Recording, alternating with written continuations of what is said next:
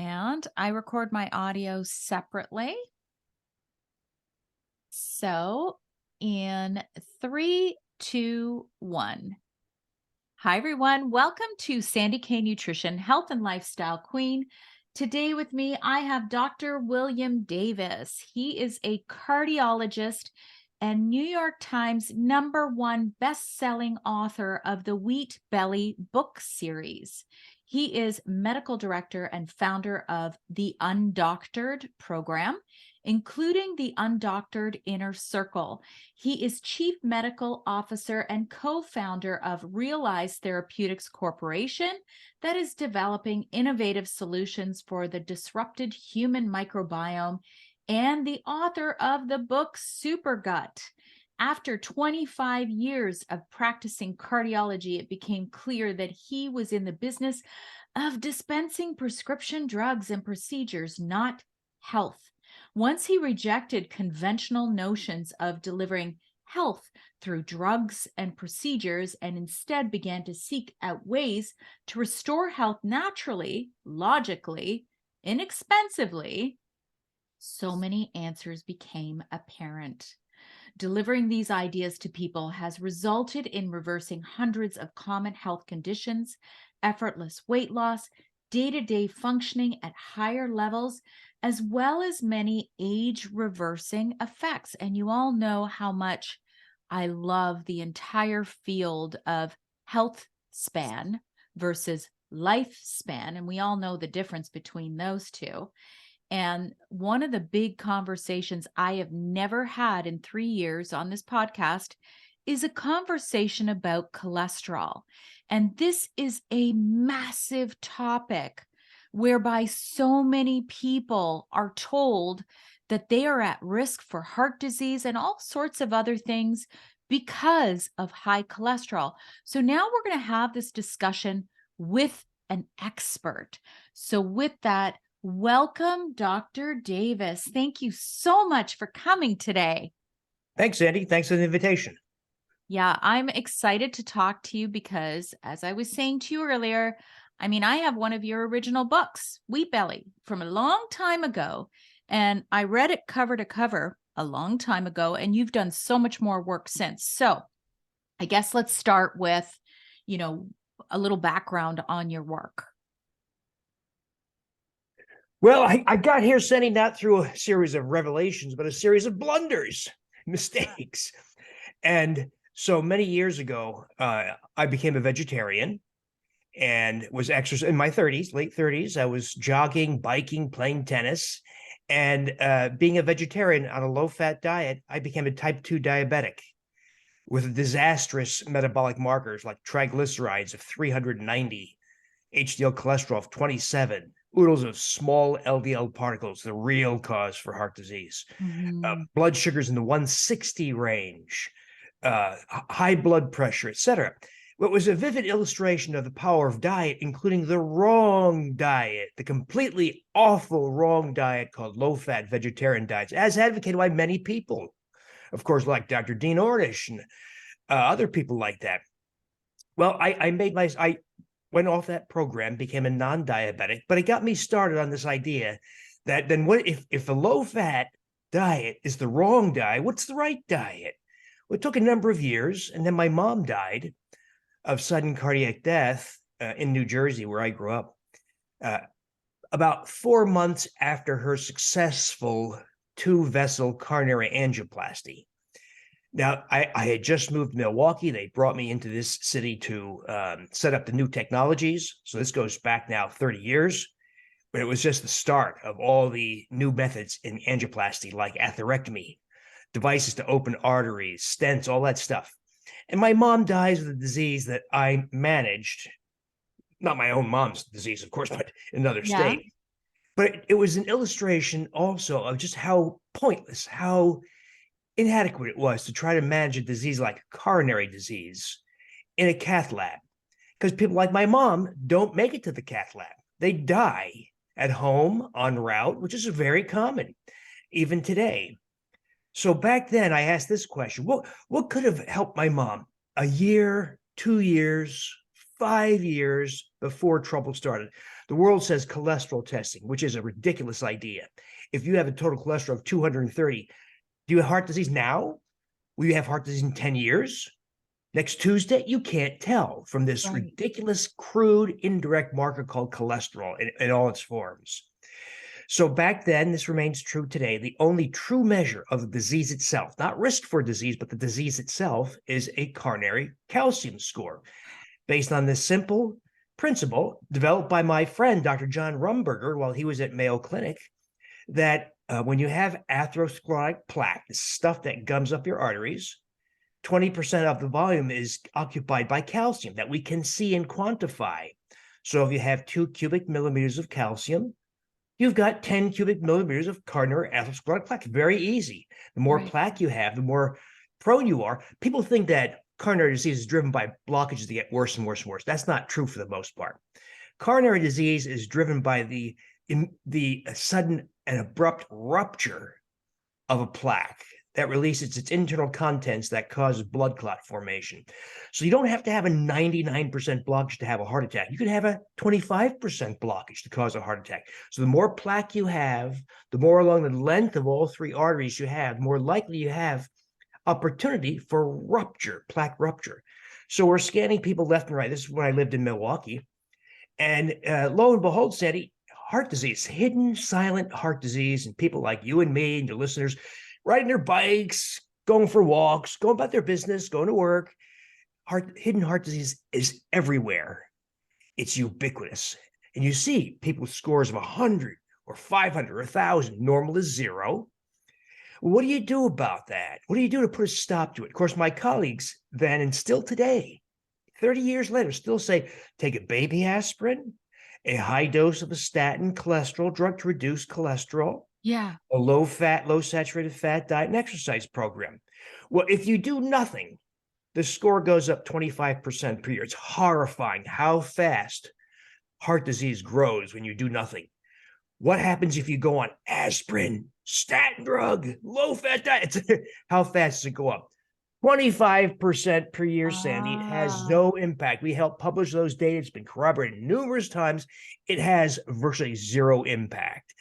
And so what do you do, though? At a practical level, people are freaking out on me, right? I got thousands of people say, what do we do? Of course, my colleagues say, we'll do the real test, a heart catheterization, see if you need a preventive stent or bypass surgery, which, by the way, is malpractice because there's no benefit to a person who's going about their business without symptoms. It's not people in an emergency room hiding a chest pain. This is everyday people like you and me. And putting you through a procedure just because you have some plaque is malpractice, but it's done all the time Wow. because it pays too damn well. And so Mm. I have people going through unnecessary procedures by my unscrupulous colleagues, which is very sad to say. It sounds cynical, but it's very true. And so what did you do to stop it? Well, it led me down some paths that were unexpected. For instance, when I added vitamin D, Mm. we're both in a very northern climate. Vitamin D deficiency is ubiquitous and severe.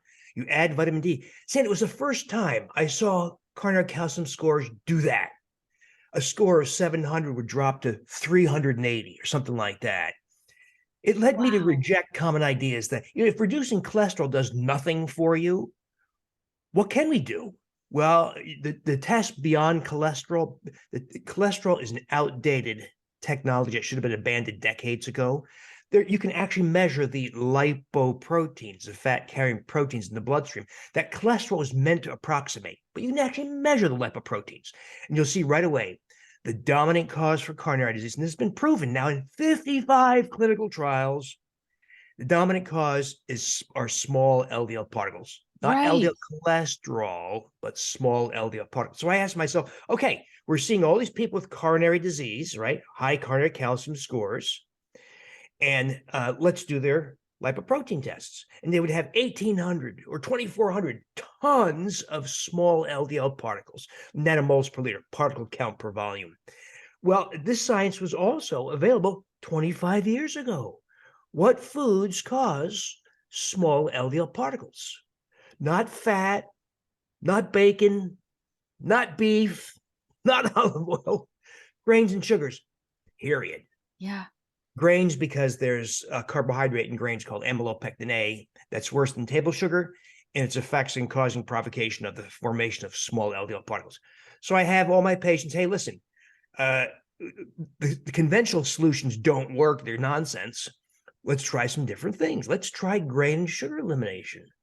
And people did that. And their small LDL particles would drop typically from like 1950 to zero or some other low value. But that's when I also started to see all these other things happen that I did not expect, Sandy. People said, well, you didn't tell me I would lose 73 pounds. You didn't tell me that my type 2 diabetes would get so much better. I had to stop the insulin and the metformin. I had to stop 3 blood pressure medicines because I was getting too lightheaded. My rosacea got so much better. My rheumatoid arthritis started to go away. In other words, it became clear for the purposes of reducing small LDL particles for cardiovascular risk, I stumbled. Well, I asked myself back then, this is many years ago, how can this be? How can removing the food advocated by all dietary people who offer dietary advice, dietitians, physicians, USDA, all those people, they all agree you must cut your fat, eat more healthy whole grains. And when we do the opposite, dramatic transformations in health occur. Wow.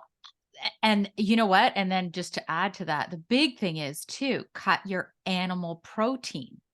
Stop eating so much meat. It's like this big general consensus among general physicians mostly. And I mean, I've never seen a cardiologist. I've never had to, but I've also been told, and I hear this from many, many people, they only, just like what you said, they check total cholesterol, they check HDL, they check LDL, and then they check triglycerides. And if the LDL is at a certain level, they suggest you go on statins. When you ask to get further investigation on that particle size of the LDL, they say, unless you go on a statin and unless we are treating you, we will not check further. This is Canada. It's not much different here. Let me translate what my colleagues are saying, whether it's north of the border or south of the border. Okay. I don't understand lipoproteins. I really don't understand how heart disease is caused. So I'm just going to tell you, take a cholesterol statin drug. I can't be bothered truly understanding how heart disease is caused. That's what they're really saying. They don't want to be educated. It's too easy to listen to the nice sales representative in a miniskirt promising dinner. That's how the world works. Yep, that's how the world works. So the real tragedy, Sandy, of cholesterol is that it took everybody's attention off the real causes of heart disease, of which there's about a dozen. Okay. And they're easily managed. And for none of them do you need drugs to manage them. When you start looking at the genuine causes for coronary disease, you start to recognize that they're easily addressable with changes in diet, addressing some common nutrient deficiencies that afflict modern people, and issues like the microbiome, the gastrointestinal microbiome. In other words, these are things you can do in your own kitchen or living room or home. You don't need drugs. And you certainly do not need the astounding ignorance of my colleagues who refuse to look at the real causes. So, Dr. Davis, can you just explain to us briefly what exactly is cholesterol so that everybody understands what it is? So there are particles in the bloodstream, lipoproteins, fat-carrying proteins, because fat can't occur by itself in the blood, because like salad dressing would float to the top, would separate, and that would cause embolism, would block arteries. So you can't have free-floating fats in the blood. So fats have to be bound to an aqueous component, proteins. And so there are a variety of different kinds of lipoproteins. Well, in 1958, 1960, researchers at the National Institutes of Health in Bethesda, Maryland said, how do we quantify, how do we characterize these things? It's 70 years ago. So two scientists, Doctors William Friedewald and William Fredrickson, would take the plasma of blood, that is the clear part of plasma, the clear part of blood with the red blood cells removed, and that clear part has all those lipoproteins in it. If you spin it down at a rapid rate in a centrifuge, it layers out. The highest density, heaviest, goes to the bottom. Mhm. The lowest density stays on top, and you have some intermediate levels like low density in the middle. Well, they wanted to guesstimate how many particles were in each. Well, how do you do that in 1960? So they said, we'll measure one thing. We know all these particles share a protein called apoprotein B. Many of them have apoprotein C. They have triglycerides, and they have cholesterol. Let's measure the cholesterol and use it to guesstimate how many particles are in each layer. So they did it for the lowest layer, the high density lipoproteins. They did it for the least dense layer, the very low density. And it was hardest to do in that mid layer. So what they did was they measured the cholesterol in the entire fraction and then subtracted those two other fractions to guesstimate how much is in that mid fraction. That's LDL cholesterol. So cholesterol got its origin as a crude, indirect way to quantify the lipoproteins in the plasma samples that were centrifuged. And they developed a very crude equation. They knew this. They're not stupid. They knew this. They developed a very crude equation to very crudely approximate the amount of cholesterol in that mid-level fraction. And they also said, well, if you're going to use this really crude equation, we're not going to measure it. We're going to only calculate it. We're assuming everybody eats the same diet. Nobody's diabetic. Everybody has a good triglyceride. All these assumptions. And that was the origin of the so-called Friedewald calculation to calculate LDL cholesterol that is used today. That is a fictitious number that's not even based on genuine measurement. And it has nothing to do with lipo. So those lipoprotein layers are not one thing. There's a whole variety in that middle layer, the LDL fraction. There's a whole variety of things in there. And just to say there's only one thing in there is completely false. And so LDL cholesterol is a wildly inaccurate and extremely poor predictor. Yet, the reason why it's still around is it makes billions of dollars every year for the pharmaceutical industry and has the appearance, because of excessive marketing by the pharmaceutical industry, of being the answer to coronary disease. You know, in the US alone, 80 million Americans, more than 80 million Americans, take a statin cholesterol drug. But there has been no meaningful reduction in heart disease, the occurrence of heart disease. Right. And that's why hospitals add $80 million, $100 million new cardiovascular wins, because heart disease remains the number one moneymaker. And so you got to think about it. Why would we turn off the biggest moneymaker for hospitals and healthcare with something that actually works? So they continue to hawk this stuff, reducing cholesterol with statin cholesterol drugs and other drugs that do not work, and yet allow you and me to have our heart attacks and need for procedures. Okay, so statistically, I know I read something, and I'm sure you'll know it better than I would, that taking a statin, just like what you said, does not prevent heart attacks, right? Best case scenario. See, one of the problems we have with the statin literature is the vast majority of it was paid for by the statin manufacturers. So a good example was a recent big study looking at the drug Repatha. That's that new class of drugs that's injectable, that's supposed to be an add-on to statins to reduce cholesterol even further. So they reduced LDL cholesterol, calculated, from a mean of 92 on statin drugs down to 30. So they've pushed the cholesterol paradigm as far as they can, reducing LDL cholesterol down to 30. I mean, super duper low. Was there a reduction in events? Hardly at all. And there was an increase in death. In other words, they pushed the paradigm to the extreme and find out the whole thing backfires. Yet and by the way, the people who performed the study, all paid by the drug manufacturer, all of them. And so, you know, if a car manufacturer says our car is superior to all other brands, and you say, how do you know that? We performed a study. We compared our cars to Toyota and Ford and GM. Would you believe it? Because no, of course, you say marketing, right? You paid for the study. Of course, you got the results you wanted. And this is, by the way, this is established fact. If a manufacturer paid for the conduct of a study, it almost always comes out in favor of the manufacturer. Yeah.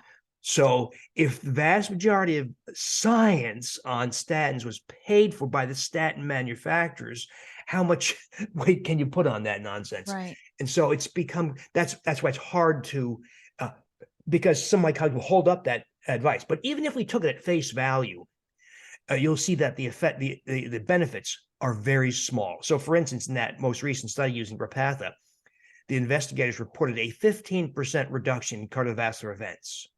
That's not true. That's called relative risk. The actual reduction was 1.5%, if we even believe it in this drug company sponsored trial, 1.5%, but they called it 15%.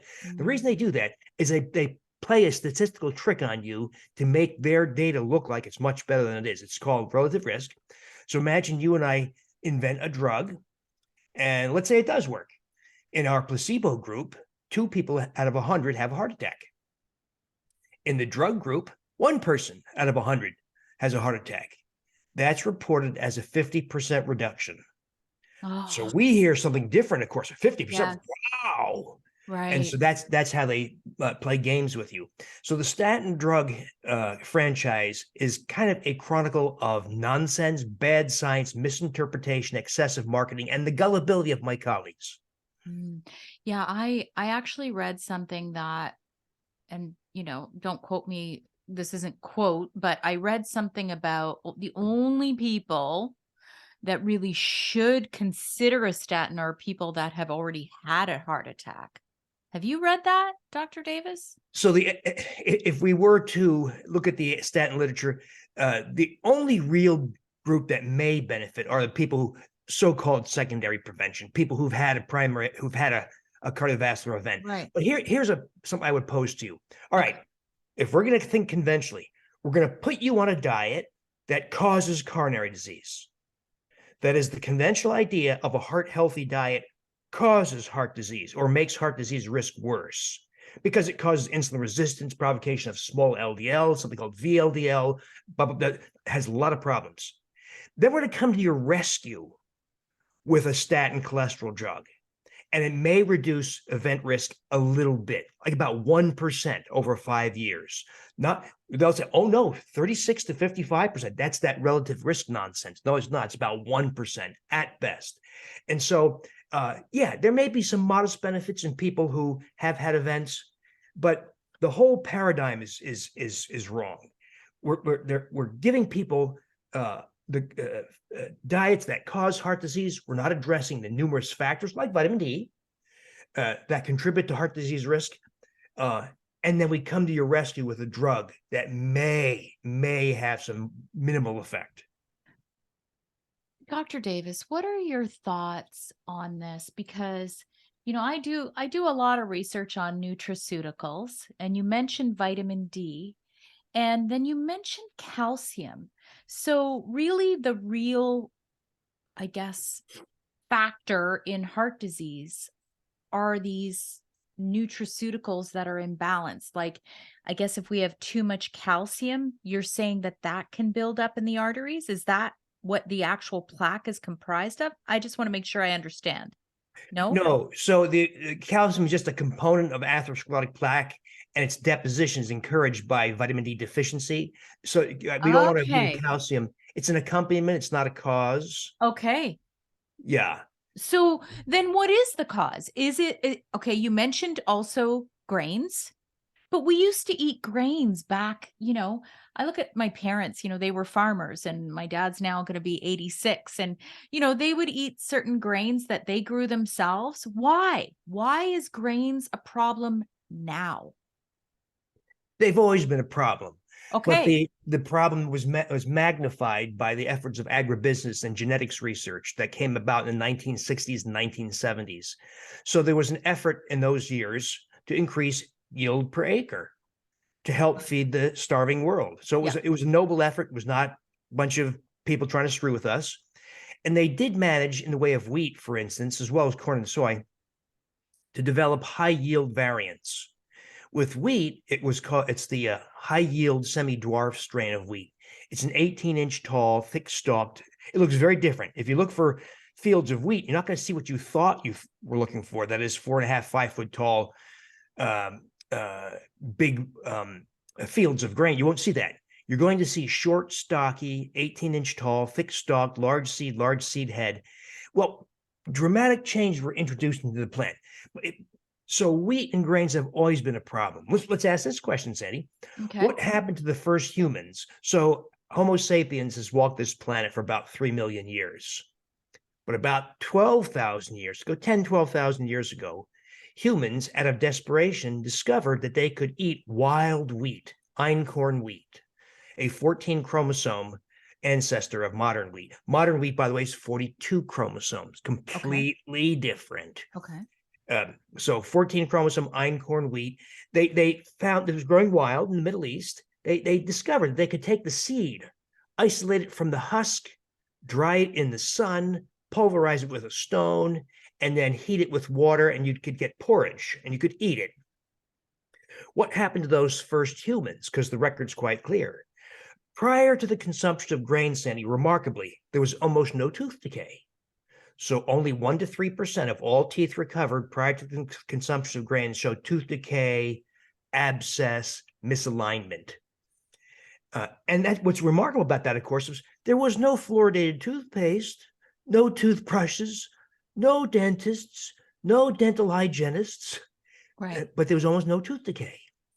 When grains were added, there was an explosion in tooth decay. 16 to 49% of all teeth recovered showed cavities, abscess formation, misalignment, shrinkage of the mandible and maxillary bones, as well as a doubling of knee arthritis and the appearance of evidence for multiple nutrient deficiencies, especially of iron. So in other words, when humans first added even the ancestral form of wheat, there was a major downturn in health. And that's why dental hygiene has been a struggle. It wasn't uncommon until recently. People didn't have teeth. They'd reach 25 years old and have only a few teeth remaining. So modern dental hygiene has saved us from a lot of that, but it still occurs. And that's because the amylopectin A digestion begins in the mouth, and it encourages the proliferation of decay-causing microbial species like Streptococcus mutans. And so eating grains, so if you were to take a piece of bread, doesn't matter whether it's white or whole, it's nonsense. That's a ridiculous distinction. What about sourdough? What about sourdough? Same thing, same problem. Same. In other words, you can't put a filter on a cigarette and call it healthy, right? Same thing. Right. So take that piece of bread, chew it, don't swallow it, check your finger stick glucose. It's already gone way up. Really? Digestion begins in the mouth when it comes to the amylopectin A, and that's because there's an enzyme called amylase in the saliva that begins digestion. But when that happens, when you get digestion of sugars in the mouth, you release tons of sugar into the oral cavity.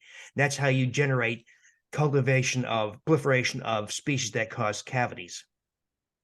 And so grain consumption has always been a problem for humans. Okay. But then agribusiness got into the act 50 years ago and amplified all those problems, including changing the structure of the gliadin protein. That's the gliadin within gluten. And that's why there's been a 4-fold increase in celiac disease. Yes. And why and allergies. Allergies. Like allergies, right? Yeah. And the change in the structure of the gliadin protein made it a more potent appetite stimulant. So gliadin upon partial digestion, when you and me and your listeners eat a protein, like say eggs, you break that protein down into single amino acids. When you eat the gliadin protein of wheat and related proteins of other grains, like the secalin of rye or hordein of barley, you break them down not into single amino acids, but into 4 or 5 amino acid long peptide fragments. Because humans were never equipped to eat the seeds of grains.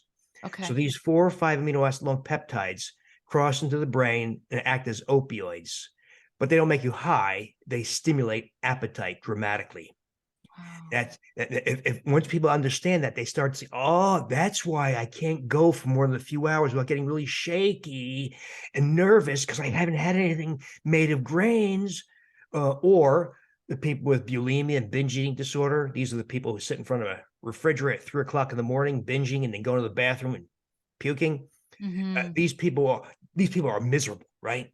And they go wheat and grain free and thereby gliadin derived opioid peptide free. And they say, For the first time in 30 years, I am freed of food obsessions.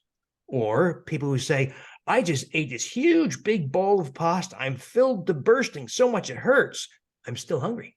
Mm. Very unnatural phenomena come from this gliadin-driven opioid peptide phenomena, and the efforts of agribusiness amplified that effect by changing the structure of the gliadin protein. So then what you're saying is that this is a big driving force to raising the small particle size of LDL, which is that isn't that the only part of cholesterol that was actually tested to have any contribution to heart disease? Am I wrong? What about triglycerides? Triglyceride, you're saying excellent points. Triglycerides are miserably neglected and extremely important Oh, contributor to okay. heart disease. Okay. Now, triglycerides, like cholesterol, can't occur by itself in the bloodstream. It's a fat. Triglycerides are fat. Fats are triglycerides. So if you have a bottle of olive oil, that's a bottle of triglycerides. Right. But it can't occur like that in your bloodstream. It has to be on a lipoprotein to make it aqueous soluble. So triglycerides are primarily, so when those guys spun that blood down, triglycerides were most concentrated in the top layer, the very low density. So when you have salad dressing, what goes to the top? The oil goes to the top, right? It's the lowest density. So in that centrifuged plasma sample, it's the very low density at the top. Those are VLDL particles, very rich in triglycerides. VLDL are potent causes of coronary disease.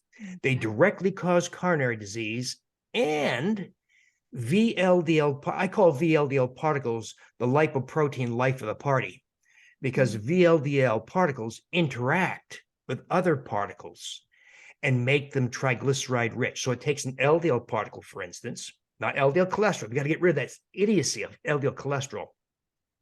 So the VLDL particle bumps into an LDL particle, adds a whole bunch of triglycerides to the LDL particle. That LDL particle goes through a series of reactions, enzymatic reactions, that makes it small. So having a lot of VLDL, two things. It's a direct cause of coronary disease itself, and it's interacting with LDL particles to make them small. So VLDL extremely important. Now, one of the good things about VLDL is you don't even have to measure it, because that triglyceride value on your cholesterol panel, while it's largely ignored by my colleagues or makes Mhm. them do stupid things like prescribe prescription fish oil, which is ridiculous, that triglyceride level is a very accurate way to track VLDL. So now what I do is, we want VLDL to be minimized, and we don't want it to interact with LDL particles and make them small. Where does that happen? When triglycerides on your cholesterol panel are 60 milligrams or less. So that's about 0.7, 0.8 millimolar. You do not want VLDL particles to be doing these things. So you keep them at a very low level. Now, people say, well, if triglycerides are fats, doesn't fat consumption raise triglycerides? It does, but only transiently. There's a second process in the body called de novo lipogenesis. And all that means is I eat a mixed meal. It's got some fat, it's got the olive oil, it's got some butter, it's got some carbs in it, it's got some mashed potatoes, a mixture of things, right? So I track the triglyceride level in my bloodstream. Well, there's an initial rise from fat absorption. And then there's a secondary, much larger rise. And that delay is because the liver needed some time to convert the carbs, like the amylopectin A of grains, Right. to VLDL particles. And so that secondary rise is much larger than the first rise. This was only discovered a number of years ago, because it means you have to track particles in the bloodstream for an extended period to see that double hump. But it's become clear that VLDL particles are a major contributor to heart disease, despite being ignored on cholesterol panels as triglycerides, and that you don't need any drugs at all to subdue them. You do not need they say, oh, you need statin drug and a fibrate drug and Vasipa. That's the prescription EPA fish oil, and all the nonsense they come up with. It is incredibly easy to control. Even triglycerides of 1,000 are terrible like that with diet with addressing nutrients that are lacking and some other factors. Very easy. Okay. Okay. So for the listeners, just to review, when you are looking at your cholesterol panel, Dr. Davis is saying, and we're not giving you medical advice. We are here just to educate because, obviously that's what we do. We're not giving you personalized medical advice here. But what we will say is the triglycerides is important to look at in your panel. That's a very important facet to it, right? It's the most important number of all on the Okay. panel and almost never talked about. No, it's not. And there are, and I'm not going to say their names, but they're big private organizations in Canada. So anybody who's listening, although 71%, I think, or more of my listeners are American, but we have these organizations where executives go and pay big money and they get their full physical in one day. And often the triglycerides, and I know this because personal experience, they're not even mentioned, not even talked about. And you're paying thousands of dollars to have this physical done in one day. It's shocking, actually. So what, as I mentioned before, the real tragedy of cholesterol and statins, it took everybody's attention away from the real causes of heart disease. And it's right in front of them, Sandy. It's right there. Triglycerides, a major contributor to coronary disease. Now, they also say stupid things like this. Oh, as long as it's below 150. That is a complete fiction. That was made up. There's no basis in science for that to say 150 is okay. In other words, your guy in the executive physical has a triglyceride level 132. They say, oh, it's good. It's below 150. Is that true? No. If we were to look at the lipoproteins and the contribution of triglycerides as VLDL, you would see that at 132 milligrams, you have oodles of VLDL and small LDL particles and some other abnormalities like insulin resistance and inflammation. So what is a healthy triglyceride level? 60 milligrams per deciliter or less, which is about 0.7, I believe, millimolar. Okay. That's where it stops interacting with the arterial wall and stops interacting with LDL particles to make them small. And you said something else that was really interesting because this seems to be a big fallacy. And I want to clear this up that, we eat an egg and, my training says that an egg is nature's perfect multivitamin, by the way. That's just my opinion, because we kind of get everything we need from that beautiful little perfect protein. That's my opinion. But so many people won't eat the yolk or won't eat the full egg because they say it raises their cholesterol. What are your thoughts on this? And what about this? What is it? Hyperchloremedema. I don't even know what the word is, where people have this genetic predisposition to having higher cholesterol. I would love to hear what you think about these things and what are the facts actually.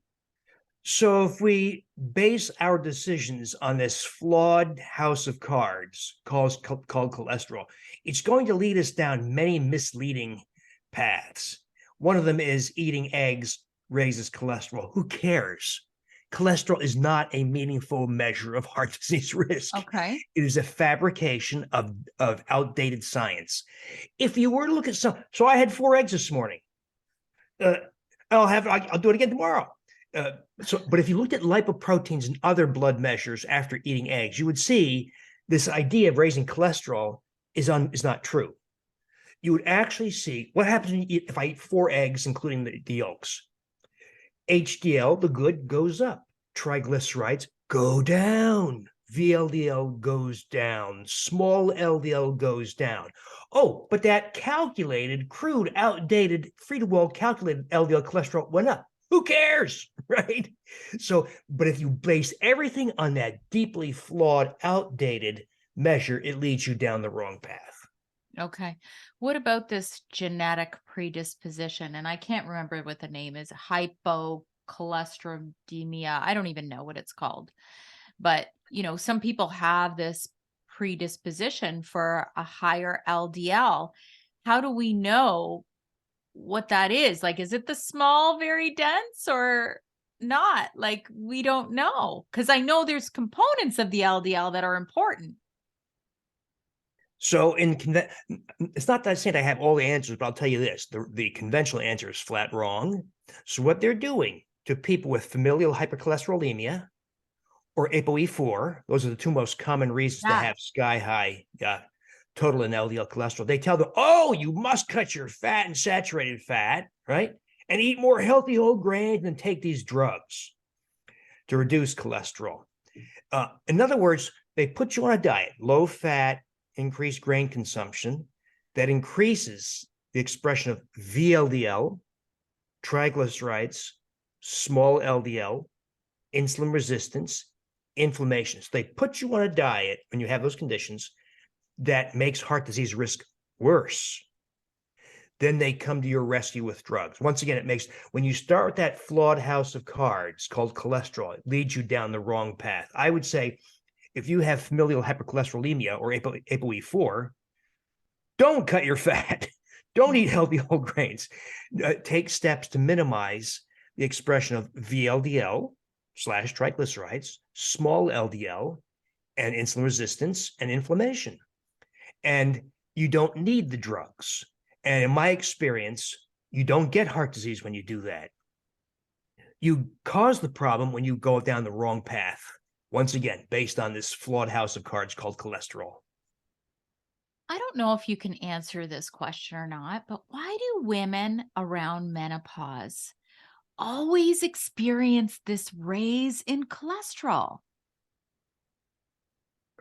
Has to do with hormonal shifts that I'm not real smart about, but there's a lot of things a woman can do to stall or put off a lot of the problems associated with menopause. Now we're getting to some really unusual things, though, are largely microbiome issues and insulin Ah, resistance. yeah. Yeah. Yes. Yes. Insulin resistance is big. And that, of course, the only way that my colleagues address insulin resistance is through drugs. Mm. They'll use things like metformin, Hmm. when the reality is you can get rid of insulin resistance within weeks with no drugs. Right here, Dr. Davis. It's very easy. All you do, and this is what I do in my basic programs, eliminate the foods that raise insulin and thereby insulin resistance, wheat, grains, and sugars, not fat. Address common nutrient deficiencies because of the problems of modern life. So, for instance, you and I can't drink from a river or stream. It's contaminated. It's got farm runoff and sewage. So the city or we filter our water. Well, water filtration removes all magnesium. So we have Mm. to add magnesium. Vitamin D, we live in northern climates. We wear clothes that cover most body surface area. We work indoors and we lose the capacity to activate vitamin D in the skin after about age 40. So we supplement vitamin D, iodine, omega-3 fatty acids, or others that are lacking. Omega-3 fatty acids lacking because one, we don't eat brain anymore. That's a Oh, major yeah. source of omega-3s. And of course, we can't eat all the fish we want because it's got mercury. We can't eat all the shellfish we want because it's got cadmium. So we have to take fish oil capsules. But you put those four nutrients, omega-3 fatty acids, magnesium, vitamin D, and iodine together, and you get this synergistic effect. And when combined with the diet, you get a dramatic downturn in insulin resistance. Now, to go even further, another thing we do is address the gastrointestinal microbiome, because the composition and the location of your gastrointestinal microbiome is a major factor in insulin resistance. So this has been suspected for a long time, but finally validated by a European group in 2007 to show that microbes living in the GI tract. So microbes living in the GI tract only live for a few hours. So trillions of microbes turning over very rapidly. When they die, they shed a lot of their byproducts, and some of them, like something called endotoxin, enters the bloodstream. That's called endotoxemia. Now, there's an added complexity to all this, and that is, I believe that 50% of people in North America have not only screwed up their gastrointestinal microbiome and lost hundreds of beneficial species. When you lose those beneficial species, they were suppressing unhealthy microbes like fecal species, like E. coli and Klebsiella and Proteus and Pseudomonas. You lose those healthy species, unhealthy fecal species proliferate, and remarkably, I think in 50% of the North American population, they ascend into the 24 feet of small intestine. Now, the small intestine is not equipped to deal with that. Pardon me. It has a single layer of mucus barrier to protect the intestinal wall. Unlike the colon, colon's well equipped for fecal microbes, right? It's Right. no problem. Right.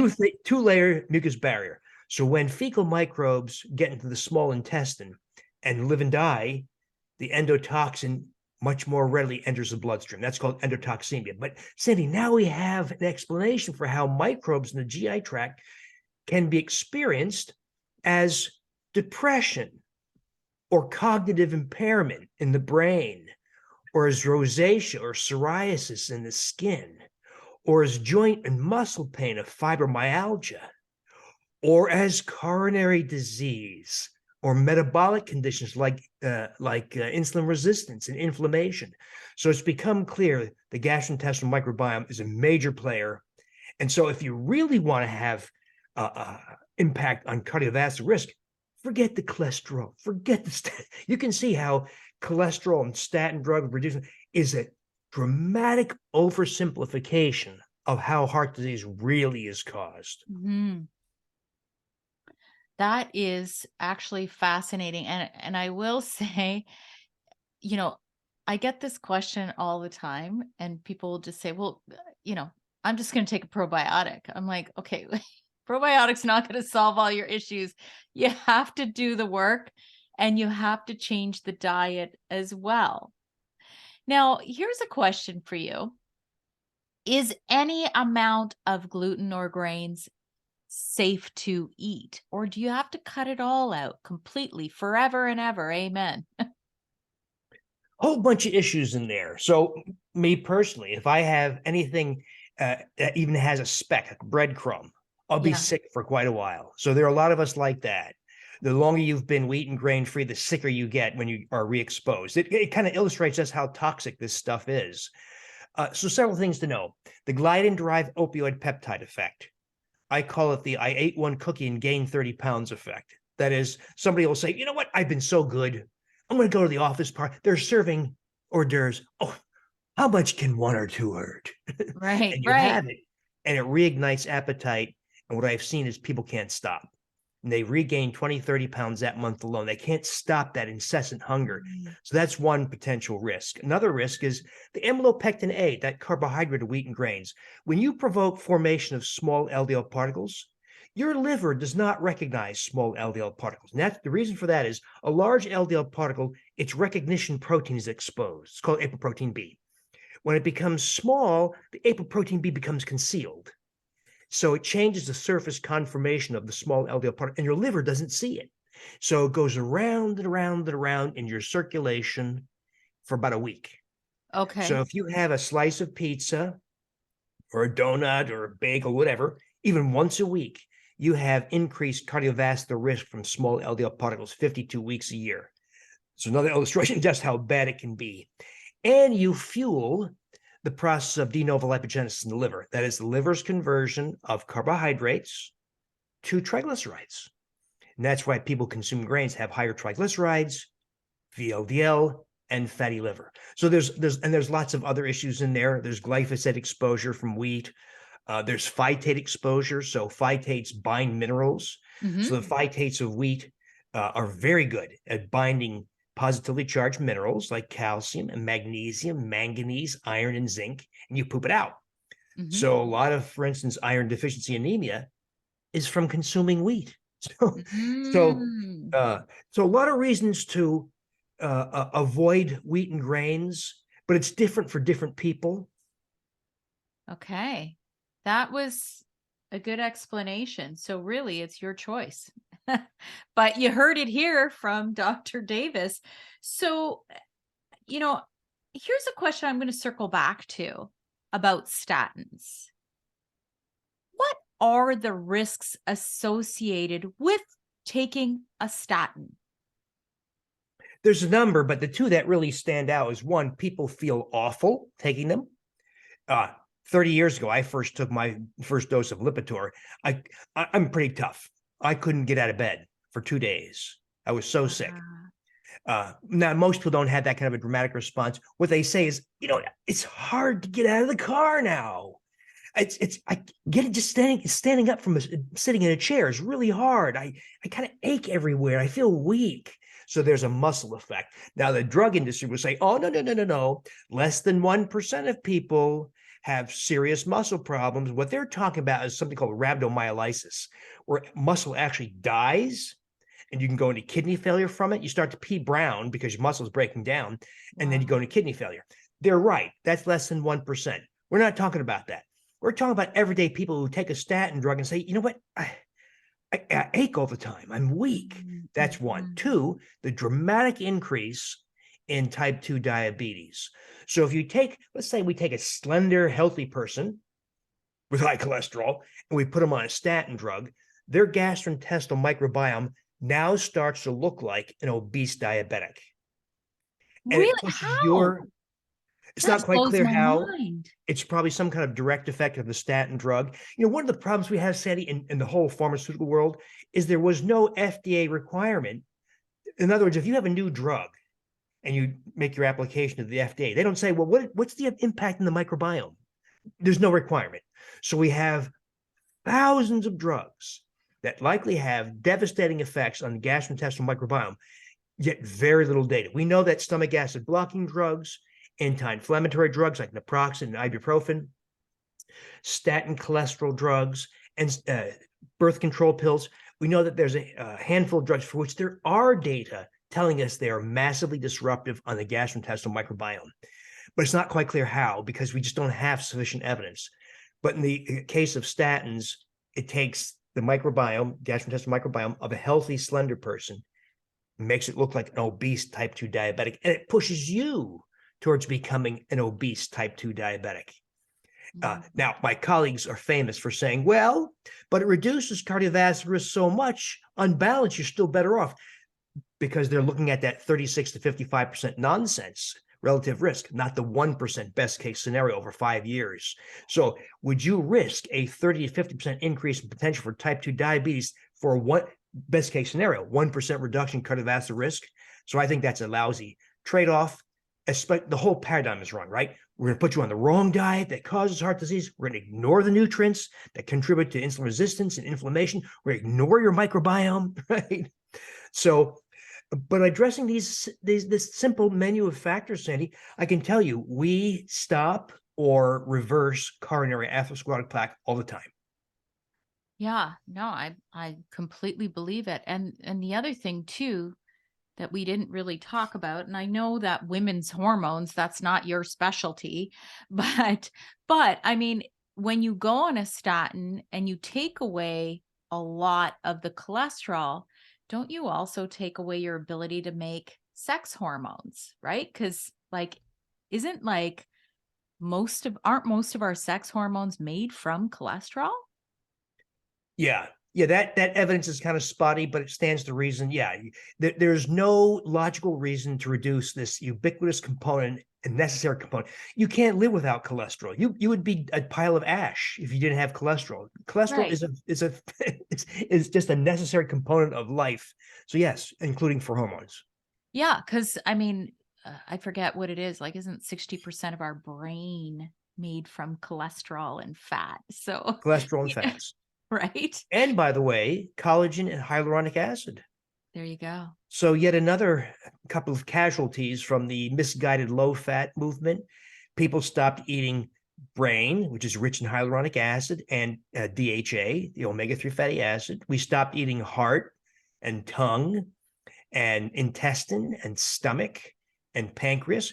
All these are very rich in nutrients like collagen and hyaluronic acid. Of course, ladies do these things like hyaluronic acid serums that wash off when you wash your face at night rather than taking it this way. That's how Yeah. we should be getting it. Yeah. So when you lack collagen and hyaluronic acid, I'm getting a little off topic here, but weird stuff happens. Acceleration of skin aging, acceleration of cognitive impairment, high Yes. blood pressure, deterioration of joint health. So I tell your listeners all this because when we go back and we start to restore these things, EPA, DHA, collagen, hyaluronic acid, vitamin D, you get a youth preserving, age reversing effect out of it also. We're seeing this play out now. We're seeing people who change the way they look, their facial appearance, their visceral fat, their waist circumference, biomarkers of health. We're seeing people turn the clock back. So real exciting stuff. We did our first human clinical trial for one of my formulations. And this was for skin, because one of the things that ladies ask is, one of the things I do is we restore a microbe called Lactobacillus reuteri and combine it with some other factors like collagen hydrolysates and hyaluronic acid. And ladies love it because they start to lose their wrinkles. But in our first human clinical trial, there was also a dramatic shift in body composition. So we're going to explore that in clinical trials now. I think we have found a way to specifically target loss of abdominal visceral fat while preserving muscle. You know, when you lose weight by cutting calories is a completely awful way to lose weight because it guarantees that you gain it back. Because you turn your metabolic rate down because you lose muscle when you cut calories. So if you lose 50 pounds, up to 20 pounds was muscle. Losing 20 pounds of muscle is a major problem. So I think we have a way to specifically target abdominal visceral fat loss while preserving or even increasing lean muscle mass so you don't regain the weight. That's beautiful. That's a beautiful thing. When you don't, we certainly at midlife do not want to lose our muscle. That's for sure.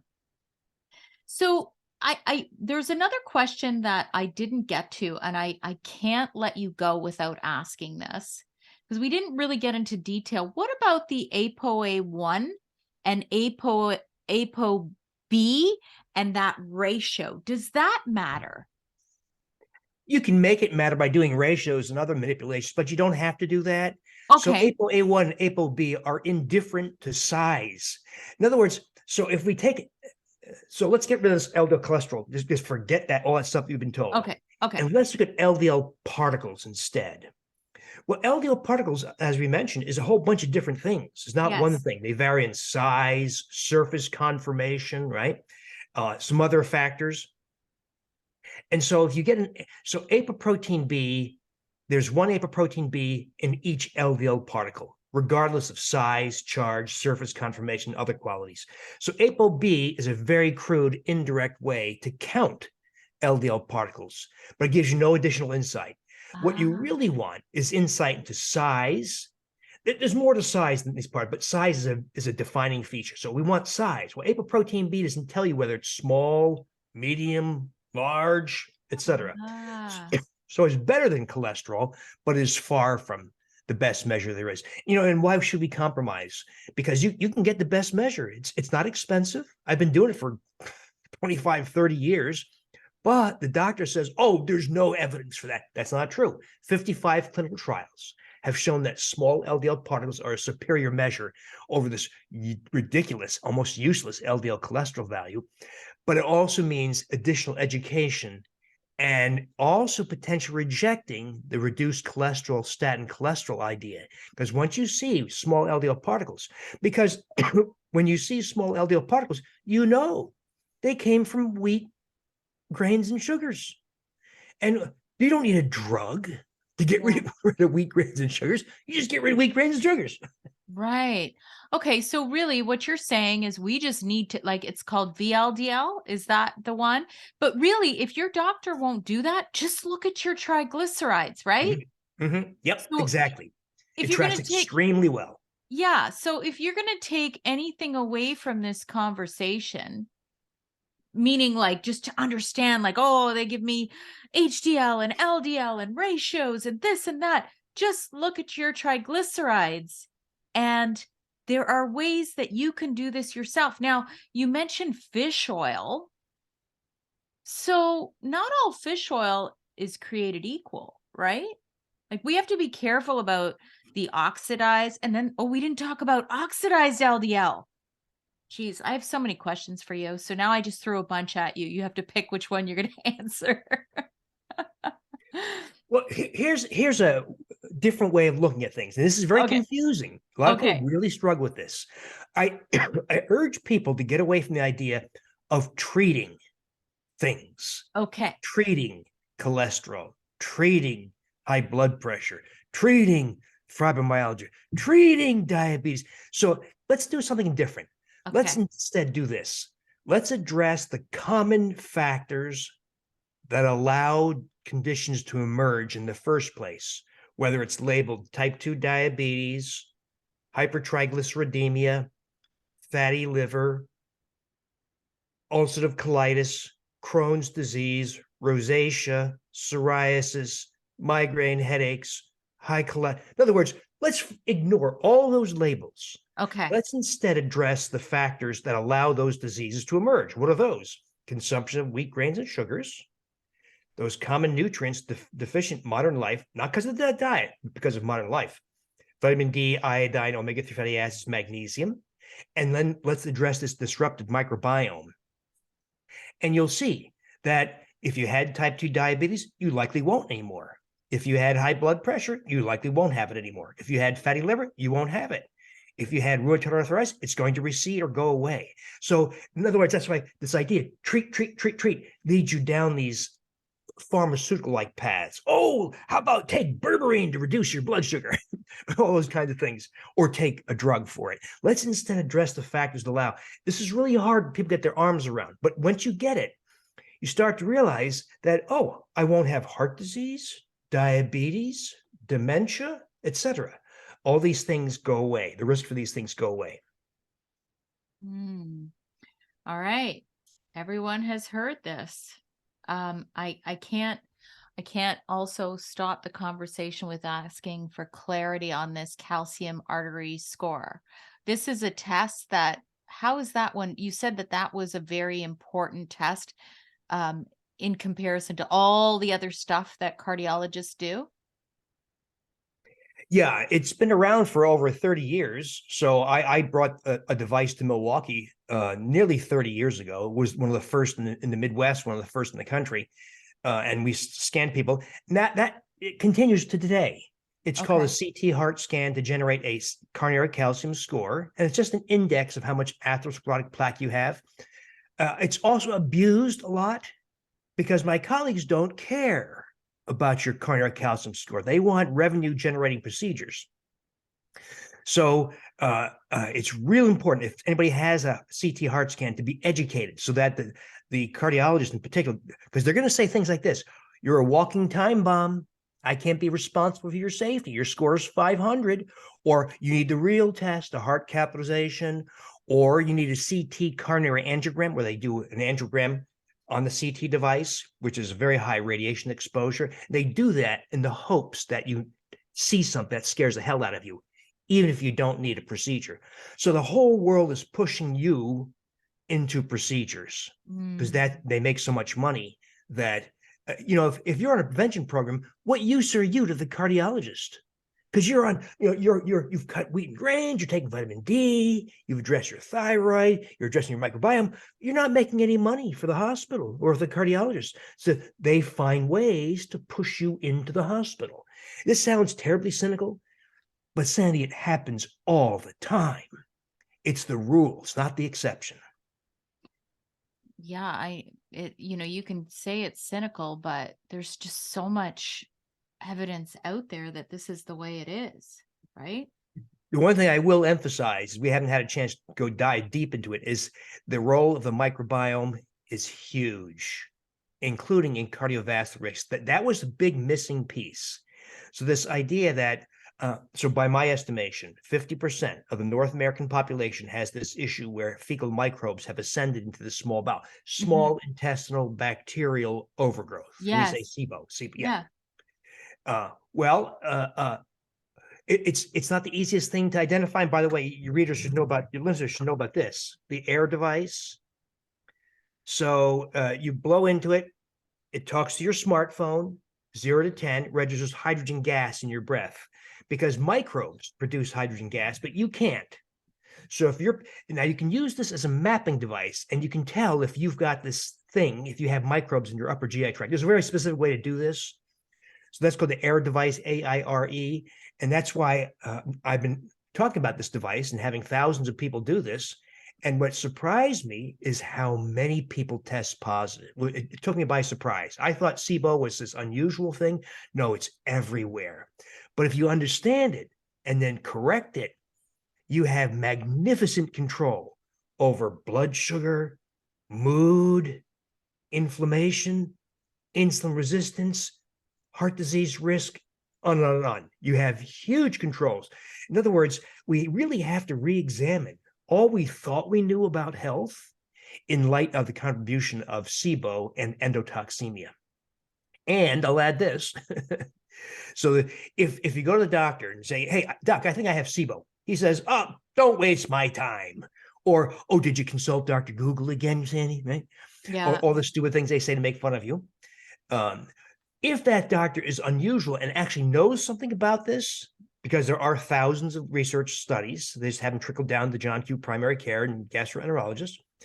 If he does know something, he'll say, okay, here's a prescription for rifaximin or Xifaxan, an antibiotic, $1,200, lots of side effects, 50 to 60% efficacy. They typically don't tell you how to increase efficacy, how to prevent the common recurrences. So I did something different. I asked, well, what happens, as you point out, what happens if you have this problem, 30 feet of microbes, right, fecal microbes, and you just take a probiotic? Will it go away? No. You might have a little reduction of bloating or diarrhea, but it won't go away. So what if we ask different questions? What if we took probiotic species that colonize the upper GI tract, that's where SIBO occurs, and produce what are called bacteriocins, natural antibiotics effective against fecal microbes.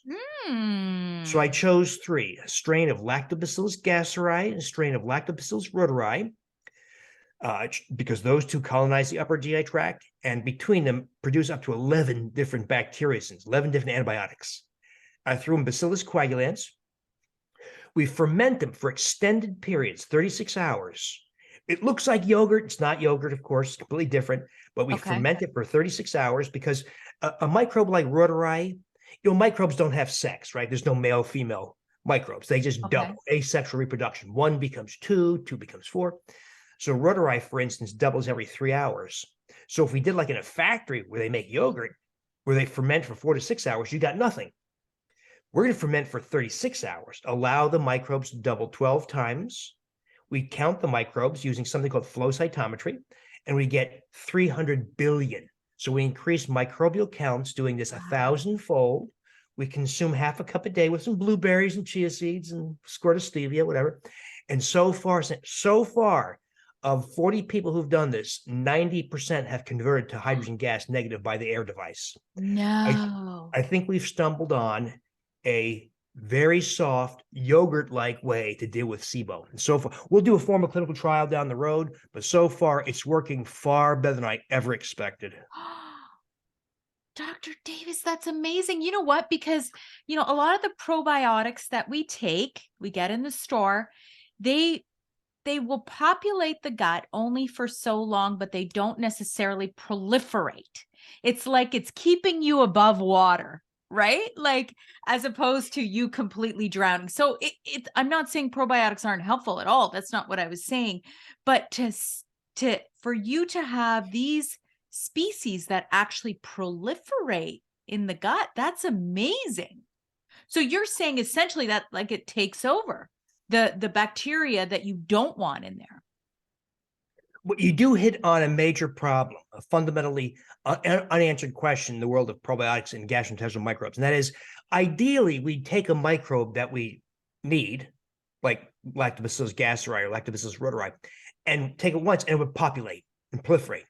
But it does not. It takes up residence for a few weeks and then it's gone. Right. Well, why would that be? If your mom gave it to you at birth, you'd likely have it for a lifetime, unless you got exposed to antibiotics and other things. So the difference is probably in what are called bacterial guild or consortia.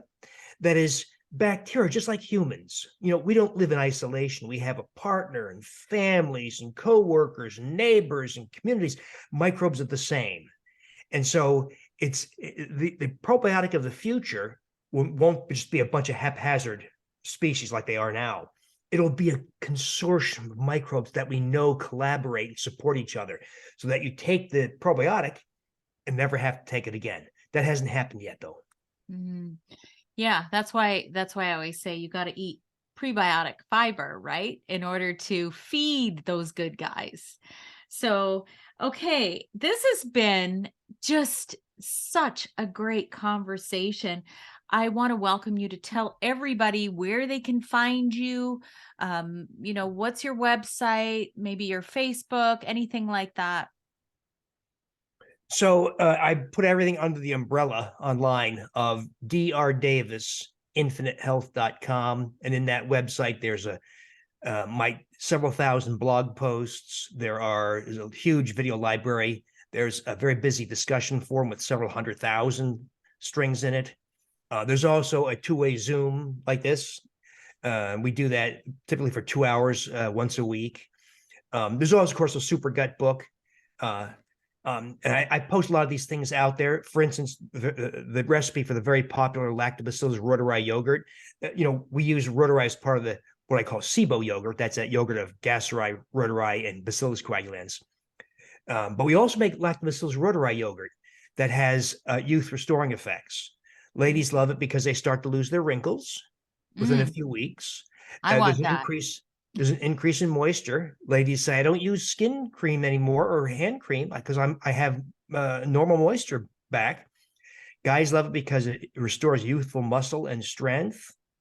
It preserves bone density. It increases libido. It boosts testosterone in males. It restores vaginal moisture in elderly females in their 60s and 70s. It deepens sleep, extends the duration of REM, and we're seeing this play out. Now, saying that's one microbe. So in those sites, my blog and my Supergut book is the recipe, for instance, for that, for Lactobacillus reuteri yogurt, the SIBO yogurt, and all these other things you can do. Because my mission, I feel the same. I think it's the same as yours, is empower people in health. Because the message you're getting from the doctors is just flat wrong and is not giving them health. Yeah. Yeah. It's sick care, not health care. Right? Thank you so much, Dr. Davis. It was just a sheer pleasure chatting with you, and you're just so full of knowledge. I really appreciate you. Thank you, Sandy. Thanks for what you're doing. Okay, I hit stop. That was so good.